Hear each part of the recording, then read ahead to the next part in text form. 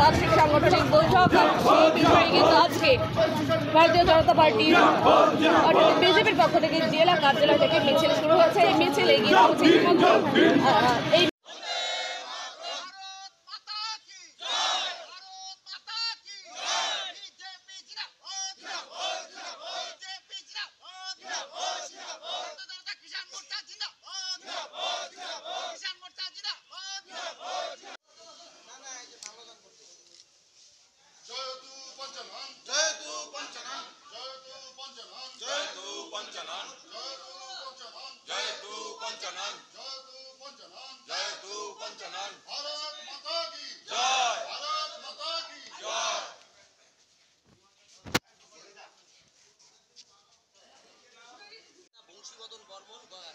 মিহির গোস্বামী আপনাদের যে বিধায়ক রয়েছে তিনি একটা প্রেসমিট করেছিলেন, সেখানে তিনি দুর্নীতি নিয়ে একটা প্রশ্ন তুলেছিলেন, তার প্রতিবাদে আজকে মিছিল বের করছে, কি বলবেন? দুর্নীতি হয়েছে এটা তো আর মিথ্যা না, সমস্ত জায়গায় দুর্নীতি। স্কুলের যেটা গেটারদের জন্য যে স্কুলের রাজবংশী ভাষা যে স্কুল করার কথা ছিল সেইখানে স্কুল নেই। নতুন করে স্কুল, যেখানে স্কুল চলতো আর সেখানে স্কুল চলছে না, নতুন করে তারা তৈরি করেছে। আর এইটার বিরুদ্ধে যখন বলছে আমাদের এমএলএ সাহেব, সত্যি কথাই বলেছেন।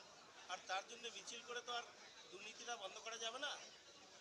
দুর্নীতি যেটা হয়েছে সেটা সাধারণ মানুষ জানে আর সেটা বলবে।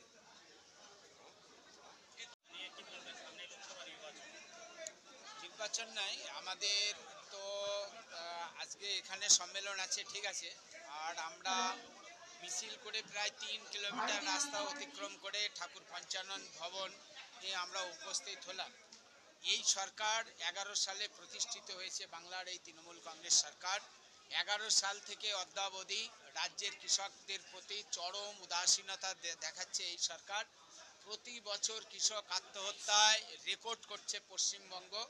2021 সালে শুধুমাত্র পশ্চিম মেদিনীপুরে 122 জন কৃষক আত্মহত্যা করেছে। সম্প্রতি যে অতিবৃষ্টি, যে দুর্যোগ, প্রাকৃতিক দুর্যোগ মানে হলো, তাতে 3 জন কৃষক আত্মহত্যা করেছে। শুধু 3 জন কৃষক আত্মহত্যা দক্ষিণবঙ্গে নয়, এই কোচবিহারেও কৃষক আত্মহত্যা চলছে। এই সরকার, কেন্দ্রীয় সরকারের দেয়া যে সুবিধা চাষিদেরকে দেয়া হচ্ছে, এমএসপি থেকে শুরু করে বিভিন্ন সুযোগ সুবিধা, তা থেকেও বাংলার কৃষকদেরকে বঞ্চিত করছে। কৃষি মান্ডিগুলির পথ আগলাচ্ছে তৃণমূলের ঘোড়ের দালাল এরা। আর তার জ্বলন্ত উদাহরণ হচ্ছে রাজ্যের প্রাক্তন খাদ্যমন্ত্রী জ্যোতিপ্রিয় মল্লিক, যিনি বর্তমানে জেলে আছেন। তার সুযোগ্য শিষ্য বাকিবুর রহমান। বাকিবুর রহমান একা না, এরকম বাকিবুর রহমান সারা বাংলার প্রতিটি ব্লকে ব্লকে তৈরি হয়েছে, যারা কৃষকদের দেয়া এমএসপির পুরো সুবিধাটা এরা নিচ্ছে।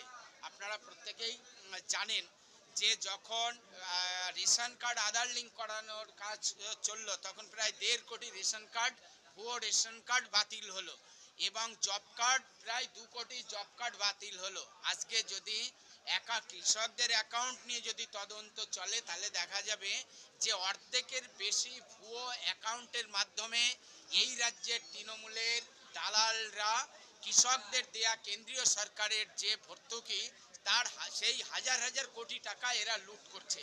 সর্বোপরি পশ্চিমবঙ্গ সরকারের যে কৃষকদের প্রতি মানসিকতা আমাদের সকলের জানা, কারণ এই সরকারের পুলিশ প্রশাসন কয়েকদিন আগে গোঘাটে যে কৃষকরা প্রতিবাদ জানাতে গেল যে ধানের উপরে তারা ধলতা দেবে না, কোথাও কুইন্টালে 5 কিলো বাদ দিচ্ছে মহেশ্বর, কোথাও 10 কিলো, কোথাও 7 কিলো 8 কিলো, কৃষক বলল যে আমরা দেব না।